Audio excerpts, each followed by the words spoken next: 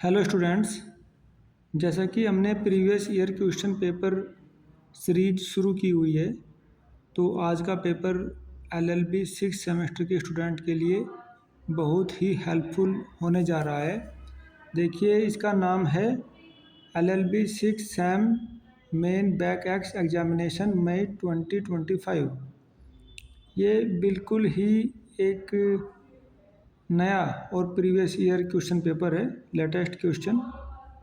देखिए ज़रा इसको। तो देखिए विद्यार्थियों, हम अब ये पता लगाने का प्रयास करेंगे कि ये क्वेश्चन पेपर किस तरह से बन रहा है। देखिए, जैसे कि हम नाम से देख लेते हैं इसको, legal language and legal writing including proficiency in general English.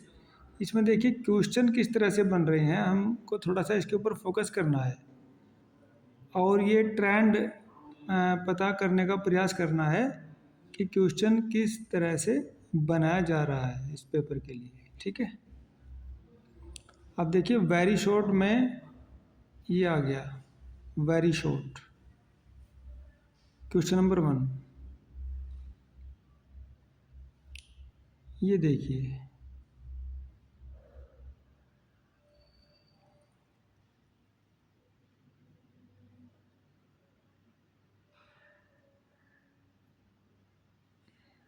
निम्नलिखित में से किन्हीं 5 का अर्थ स्पष्ट करते हुए वाक्य बनाइए। ये फॉर्मेशन ऑफ सेंटेंसेस है, फ्रेम सेंटेंसेस। 5 का प्रयोग करना है। इनमें से क्या क्या दिए हुए हैं देखिए, de facto, cruelty, acquittal, D jure, legitimate, evict, x party, absence.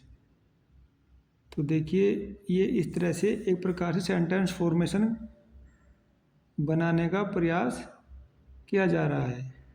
Third पे देखिए, पैटर्न को समझिए। Write a letter to the editor of the newspaper commenting on food crisis in India.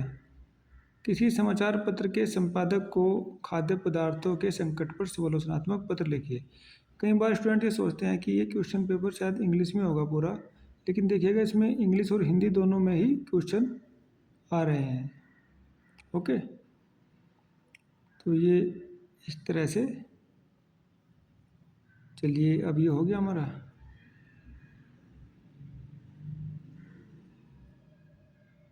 Three, फिर ये 4 नोट करते जाइए साथ साथ में।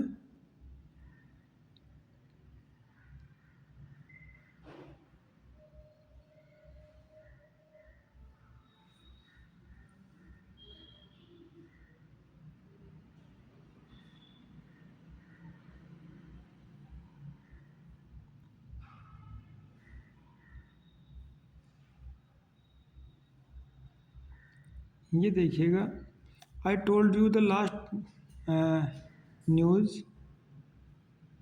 Delhi is older than other cities in India, one should do his duty, all this. B, write down the 2 synonyms of the following only in English. देखिए, जिसमें English में पूछना चाह रहा है उसमें इंग्लिश में उन्होंने स्पेसिफिकली लिखा हुआ है। ठीक है, तो सिनोनियम्स इंग्लिश में लिखने हैं इसमें। Accumulate, illicit, fault, intention.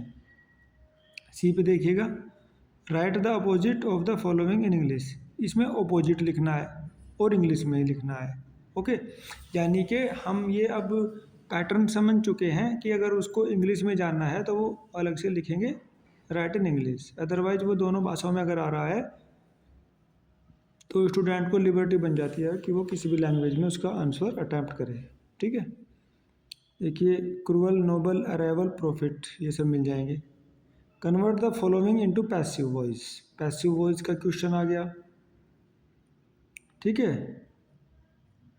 फिर देखिए, विधि प्रकाशन के प्रारूप से आप क्या समझते हैं, ये उन्होंने हिंदी में भी लिख दिया और इंग्लिश में भी। ठीक है, तो स्टूडेंट में try any of the language. अब ये देखिए आगे, शायद कुछ मिस है इस पेपर से, क्योंकि मैंने भी ये इंटरनेट से डाउनलोड किया है।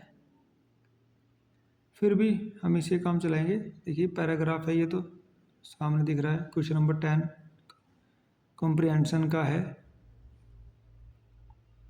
8 वाला देख लेते हैं। यस, ये आ गया। अब कुछ लॉन्ग वाले देखो। लॉन्ग क्वेश्चन में इसका पैटर्न दूसरे पेपर से कुछ अलग है। Right an essay on any one subject, किसी एक विषय पर निबंध लिखिए। क्या क्या विषय दिए हुए हैं देखिए। Judicial system in India, Bharat में न्याय व्यवस्था। सेकंड पे भारत में भ्रष्टाचार की समस्या, problem of corruption in India. Third भारतीय संविधान में नारी का स्थान, status of woman under Indian constitution, और भारत में बाल श्रम, चाइल्ड लेबर इन इंडिया। इनमें से किसी एक पर भी देखिए, 4 टॉपिक में से एक पर लिखना कोई भारी काम नहीं है, वो इजीली हो जाता है। अब ये देखिए आगे, translate the following passage into English, इसको इंग्लिश में कन्वर्ट करना है। देखिए आना चाहिए इंग्लिश टू हिंदी और हिंदी टू इंग्लिश। अब इसको देखिए पढ़िएगा। निम्नलिखित अंश का अंग्रेजी में अनुवाद कीजिए। रैगिंग मूल रूप से एक पश्चिमी अवधारणा है और मूल रूप से स्कूलों और कॉलेजों में वरिष्ठ और जूनियर के बीच सामाजिक बातचीत का एक रूप था। हालांकि इन परस्पर क्रियाओं ने कभी कभी बहुत क्रूर, अमानवीय और असामाजिक रूप ले लिया है। यहाँ तक कि कुछ प्रतिष्ठित कॉलेजों और संस्थानों में भी रैगिंग का एक भयानक इतिहास रहा है। रैगिंग में सामाजिक, भौतिक, राजनीतिक, आर्थिक, शैक्षणिक एवं शारीरिक आयाम है। रैगिंग को रोकने की प्राथमिक जिम्मेदारी शैक्षणिक संस्थानों के साथ होगी।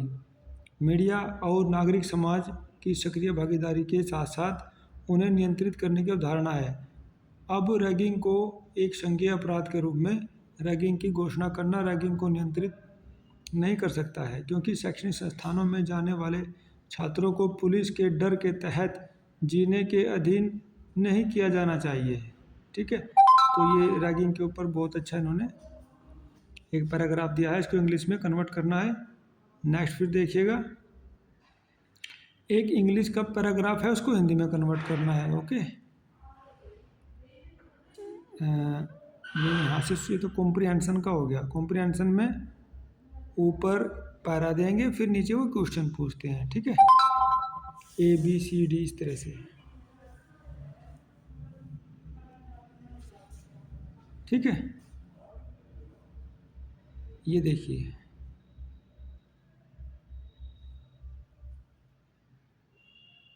यहाँ पे देखेंगे हम इसको। The fundamental right of the freedom of the press implicit in the right of freedom of speech and expression is essential to political liberty and proper functioning of democracy. The American Press Commission has said freedom of the press is essential to political liberty. The Indian Press Commission has also expressed a similar view. और ये फिर यहाँ पर भी rules of natural justice, ये natural justice से related है, इसको बताया गया है। देखिए, therefore the smoother must have clear knowledge of the principle of natural justice so that in the preparation of plaint और रिटन स्टेटमेंट और arguments he may plead them whenever required to get success whole thing. ठीक है, अब question number 9 देखिए। Nowadays the principle of natural justice are given much more importance. ये question number 9 में उसको हिंदी में बदलवा जा रहा है। ठीक है, ये यहाँ पर आ गया, नेचुरल जस्टिस से रिलेटेड पूरा पैराग्राफ आ गया है। अब देखिए, इस पेपर को देखने के बाद हम लोग ये समझ जाते हैं कि जैसा क्वेश्चन आ रहा है उसके अकॉर्डिंग उसका आंसर करना है। ठीक है, अगर वो उसको इंग्लिश में स्पेसिफिकली पूछ रहे हैं तो इंग्लिश में लिखना है, अदरवाइज अगर दोनों भाषा में आ रहा है तो उसमें स्टूडेंट को लिबर्टी मिल जाती है कि वो उसको इंग्लिश में भी लिख सकते हैं और हिंदी में भी लिख सकते हैं, है ना। जैसे कि हम पेपर को भी देख रहे हैं, इस तरह से आ रहा है। और ये जो पेपर है लीगल लैंग्वेज का, ये जो दूसरे ट्रेडिशनल एग्ज़ाम पेपर हैं उनसे थोड़ा हटके है। उसमें देखोगे आप 13 क्वेश्चन आ रहे हैं, इसमें कुछ कम है और उसको पैटर्न भी थोड़ा अलग है, तो इसको ध्यान में रखिएगा। पैटर्न के हिसाब से अपनी तैयारी बनाइएगा और इन सब क्वेश्चन को नोट करिएगा। और अच्छा तो ये रहेगा कि इससे पहले वाले जितने भी क्वेश्चन आपको मिल जाएं कहीं से भी, इंटरनेट से या फ्रेंडशिप सर्किल से, उनको आप लीजिएगा और उनको बनाइएगा। देखिए ये जो लीगल लैंग्वेज का पेपर है, तो इस प्रकार से इस पेपर का ओवरव्यू करने के बाद ये पता चलता है कि ये ट्रेडिशनल पेपर से थोड़ा अलग है और ये लीगल लैंग्वेज से रिलेटेड है, लैंग्वेज का पेपर है। ठीक है, तो इसके लिए कोई स्पेशल प्रिपरेशन की बजाय जिन विद्यार्थियों का इंग्लिश का अच्छा रहता है, ग्रामर, वोकेबलरी, सेंटेंसेस, वो इसको अच्छे से कर लेते हैं। तो विद्यार्थियों को देखिए अपना जो इंग्लिश का बेस है उसको मजबूत करना है। इंग्लिश की वोकेबलरी, ट्रांसलेशन, एंटोनियम्स, सिनोनियम्स, उसको देखते रहना है, तब ये पेपर इजीली हो जाएगा। अदरवाइज इसका लॉ से कोई खास लेना देना नहीं है, ये लीगल लैंग्वेज का पेपर है, क्योंकि ये अब लॉ में आ गया इसलिए वो लीगल लैंग्वेज बन जाता है। हालांकि इसकी भी उतनी ही इम्पोर्टेंस है, 100 मार्क्स का पेपर रहेगा और ये एक प्रकार से आप देखिएगा फ्री के मार्क्स हैं। जिनका इंग्लिश अच्छा है, Hindi to English, English to Hindi, उसको इजीली कर लेते हैं। तो इस पर थोड़ा मेहनत करिएगा, ये आसानी से बन जाएगा। नोट करिएगा पेपर को और प्रीवियस ईयर के लगभग 3 या 4 क्वेश्चन पेपर आप निकालिएगा, उससे ट्रेंड का पता चलेगा और इजीली हमारा ये जो एग्ज़ाम पेपर आने वाला है वो आसानी से हम लोग उसमें सफलता प्राप्त कर लेंगे। तो ठीक है विद्यार्थियों, अब सेशन को समाप्त करते हैं। Thank you very much.